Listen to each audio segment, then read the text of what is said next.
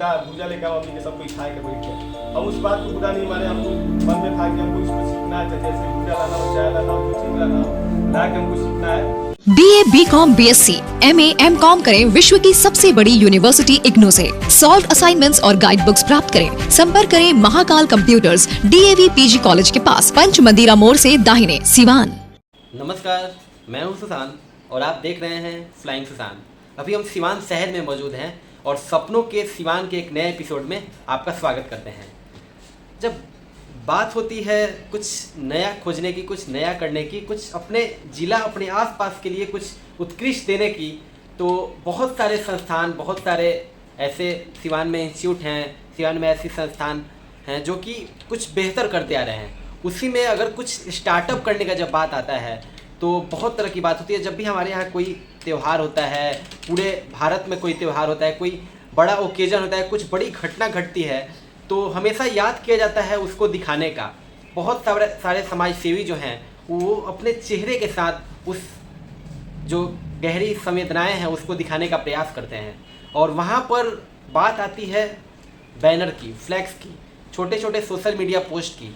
और वहाँ पे मुख्य रूप से बहुत सारे जो नेताजी लोग हैं वो दिखाना चाहते हैं, वो बताना चाहते हैं कि वो इस घटना से स्तब्ध हैं, वो दिवाली की शुभकामनाएं देना, वो और भी बहुत सारे जो त्यौहार होते हैं पूरे विश्व में उसकी शुभकामनाएं देना चाहते हैं। किसी का जन्मदिन है, किसी का कोई भी वैसा ओकेजन है जिस पे कि सबसे मुखातिब होना है, तो लोग आगे आते हैं। और बात आती है आगे आने की, तो कहीं ना कहीं कुछ लोग इसको बनाते होंगे।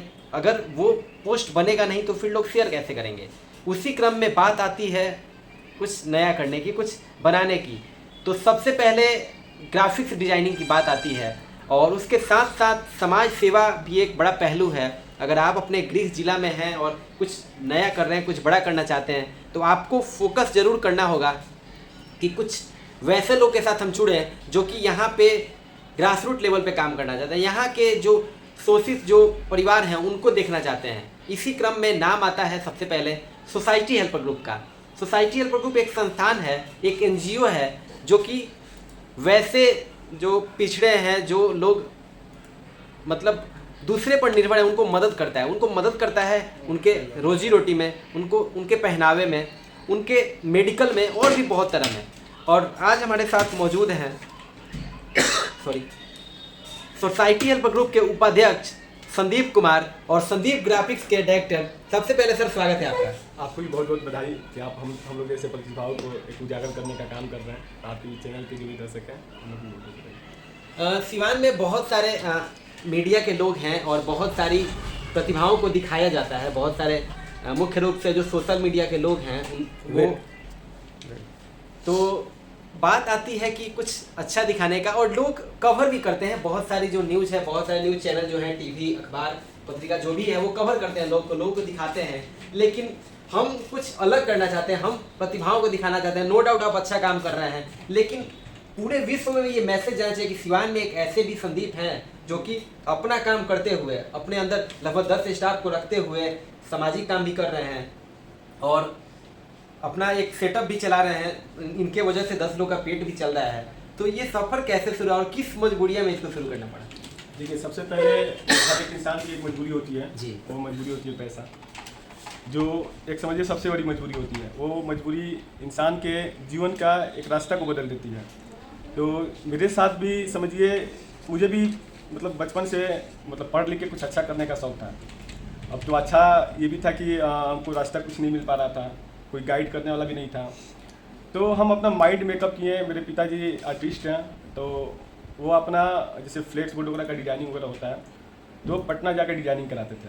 तो उनके साथ बड़े घर के लड़के हैं, तो पिता के साथ एक घर का बड़ा लड़का हमेशा सपोर्ट में खड़ा रहता है। तो हम उनके साथ हमेशा पटना जाते थे, तो वहाँ देखते थे कुछ लोग ऐसे टाइपिंग से फटाफट डिजाइनिंग करता था। तो एक तरफ से देखा जाए तो ये भी एक इंसान का हॉबी होता है। मतलब ये इंसान सोचता है कैसे कर रहा है, काश मेरे पास भी नॉलेज देख रहा है सामने। ये इंसान का नेचुरली है कि इंसान एक दूसरे को अगर कुछ अच्छा देखता है तो उसको कैप्चर करने के बारे में सोचता है। तो उस समय हमको लगता था कि बहुत भारी काम है, इसके लिए बहुत पढ़ाई करना पड़ेगा, बहुत कुछ मतलब इसमें समय देना पड़ेगा। लेकिन एक जज्बा था, एक जुनून था। और उस समय मेरे पिताजी जैसे कि एक डिजाइनिंग के लिए सुबह से शाम तक पटना में बैठे रह जाते थे। मतलब एक डिज़ाइन में मुश्किल से वो उस समय आज से 4 साल पहले 200-300 रुपया कमाते थे, और उसके लिए पटना जाके बैठ के पूरे दिन गवा के और 300-400 रुपया कमाते थे। तो हम सोचे कि क्यों नहीं इस काम को, हम नए युग के हैं तो सीखने का प्रयास करते हैं, सीख जाएंगे तो पिताजी का हेल्प करेंगे। तो उस समय मेरा मैट्रिक का एग्ज़ाम भी था, तो मैट्रिक का एग्ज़ाम था, हमको मैट्रिक का तैयारी भी करना था, और उसके साथ साथ जो सिचुएशन दिख रहा था अपने आंखों के सामने वो भी देखा नहीं जा रहा था। तो हम सोचे कि एक काम करते हैं, एक बार पापा से बोलते हैं कि पापा हम यहाँ रह के सीख सकते हैं। तो पापा से अपने बताया, तो पापा बोले तुम्हारी उम्र थोड़ा कम है और अनजान शहर है, कैसे तुम यहाँ सीख पाओगे। फिर भी पापा हर बाप सोचता है कि अपने बेटे को अलग जगह नहीं रखे, क्योंकि एक बाप का समझिए दिल का टुकड़ा होता है बेटा।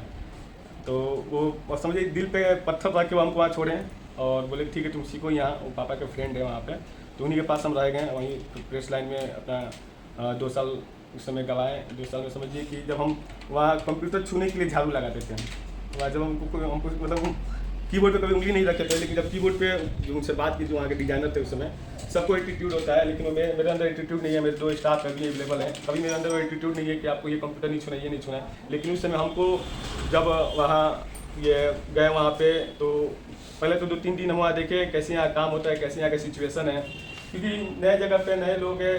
मेरे पापा के फ्रेंड है तो बोलने में भी कुछ अजीब लगता है। हमारे डिजाइनर थे, उनसे बोले कि भैया हमको भी कुछ बताइए आप इसमें, ताकि हम भी सीखें। तो बोले तू तारा से सब काम ना हो, तू जा भूजा लेकर मम्मी के सब कुछ खाए के बैठ के। हम उस बात को बुरा नहीं माने, हमको मन में था कि हमको इसको सीखना है, जैसे भूजा लाना हो, चाय लाना हो, जो चीज़ लाना हो ला के हमको सीखना है। तो हम भूजा भी लाते थे, चाय भी लाते थे, जो कुछ था हम सब लाते थे, लेकिन हमको सीखना है। तो हम पीछे से खड़े होकर देखते थे कैसे क्या किया जा रहा है।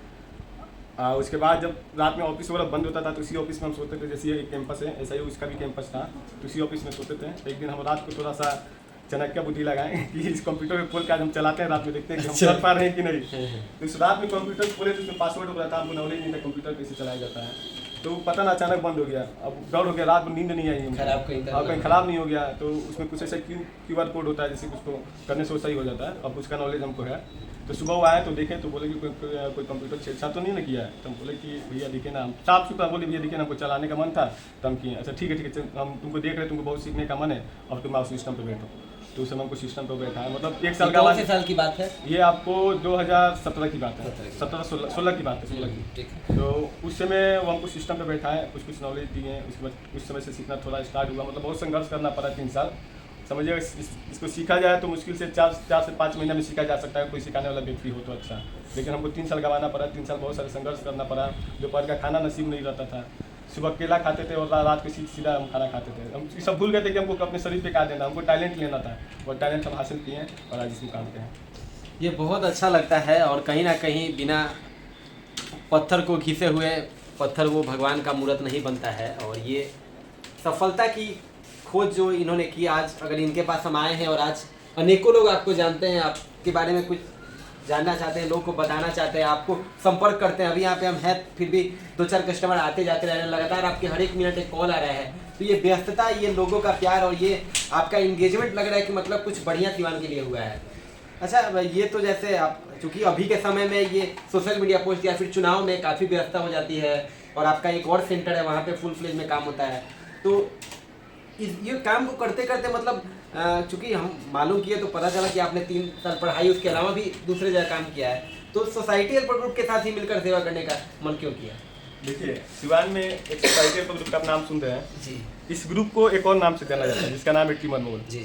और जो हमारे अनमोल जी मेरे मित्र हैं, कहीं ना कहीं हमको लगता है कि अनमोल जी एक मेरी सोच ही नहीं, सिवान के बहुत ऐसे युवा हैं जिनकी सोच को समझिए, जो बोला था ना कि सामाजिक पौधा लगाना, तो बहुत सारे युवाओं के अंदर सामाजिक पौधा लगाने का काम किए हैं। तो अगर हमको जहाँ तक सामाजिक कार्य में अगर हमको ज़्यादा जुनून और ज़्यादा उत्साह के साथ अगर हमको देखते हैं, तो इसके सबसे बड़ा रीज़न है अनमोल जी। क्योंकि आज हम जो कुछ हैं उनके बदौलत ही हैं।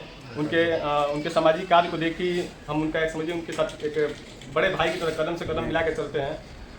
उनको जहाँ मेरी जरूरत पड़ती है वहाँ हम खड़े रहते हैं। जो चीज़ एक दूसरे कोई कार्यक्रम भी करना रहता है तो पहले हम लोग मिल के बात करते हैं, कैसे करना है, कैसे नहीं करना है, क्या उसमें कमी है, क्या उसमें खामी है, और कहाँ हमसे चूक हो सकता है उसको सुधार किया जाए। तो समझिए एक तरह उनके भाई की तरह उनके साथ रहते हैं, उनसे बहुत कुछ हमको सीखने को मिलता है। उम्र में वो हमसे छोटे हैं, लेकिन कहा जाता है कि यहाँ उम्र मायने नहीं रखता है, जहाँ सीख अगर किसी छोटे से भी मिल जाए तो उसे लेना चाहिए। इतनी व्यस्तता के बावजूद ये जुनून ये है कि मतलब आप उनके साथ जुड़ के काम करते हैं। और सिवान के अभी आए दिन देखे थे कि आप अपने पुत्र से भी कुछ गरीब लोगों को कुछ दिलवा रहे थे, आपकी पत्नी भी शायद थी, तो ये बड़ा अच्छा कार्य है। और हम लोग अगर थोड़ा सा ऊपर श्रेणी में आ गए हैं तो हम लोग को अपने नीचे वाले के बारे में सोचना चाहिए, हमें भी ये लगता है।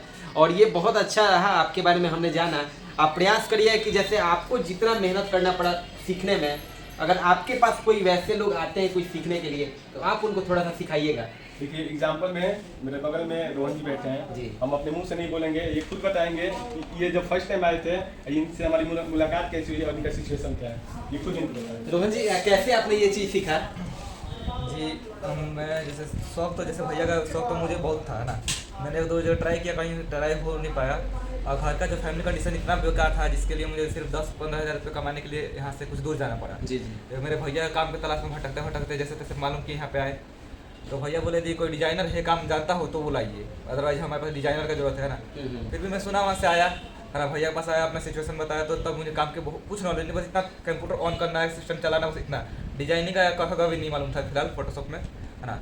फिर भी भैया बोले कि हमका काम सिखा देंगे, बस कुछ नहीं, बस एक चीज़ जरूरी है, ईमानदारी। आप ईमानदारी से रहिएगा तो हम आपको हर चीज़ देंगे जो आप चाहते हैं।